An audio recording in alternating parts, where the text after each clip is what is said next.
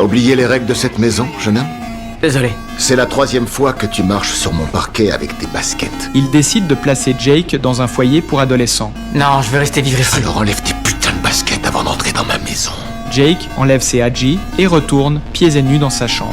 Jake sait très bien que sans Duda, il n'a nulle part où aller. Duda ne l'a pas adopté par bonté d'âme. Il n'est qu'un pion dans la campagne électorale de Duda pour la mairie. Le gérant du restaurant cherche soudain Jake, il dit qu'un inconnu veut le voir. Un homme apparaît, se présentant comme le vrai frère de Jake, mais Jake n'a aucun souvenir de lui. Tu t'en rappelles pas parce que t'étais petit, mais à une époque, je vous emmenais, toi et tes copains, tous les étés au parc Six Flags. Le frère propose de le ramener à la maison. Jake lui explique que Duda l'a adopté maintenant et a promis de s'occuper de lui jusqu'à l'université.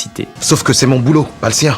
Jake ne veut pas d'ennui, alors il répond vaguement, disant qu'il a encore du travail et tourne les talons. Le lendemain matin, pendant le petit déjeuner avec Duda dit qu'il y a un événement ce soir. Il exige que Jake y assiste, car c'est crucial pour sa campagne. Jake a déjà compris les intentions de Duda. Non, je suis pas ton jouet.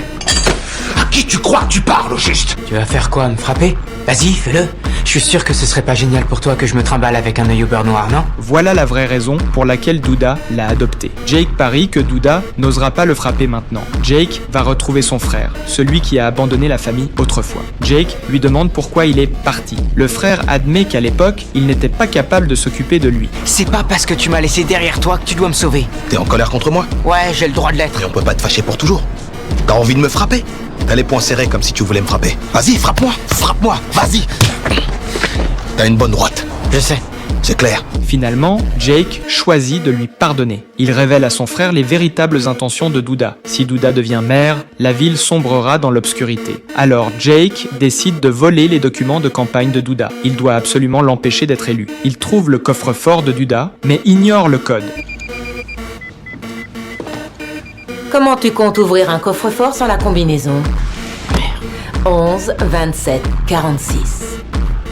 Il parvient à récupérer les documents clés et se précipite avec vers le quartier général du rival de Duda. On a quelque chose pour elle. Vous n'avez qu'à me le donner, et je m'assurerai qu'elle l'ait. Qu'est-ce qu'on a fait pour mériter ça? Combien vous en voulez? Considérez ça comme un cadeau.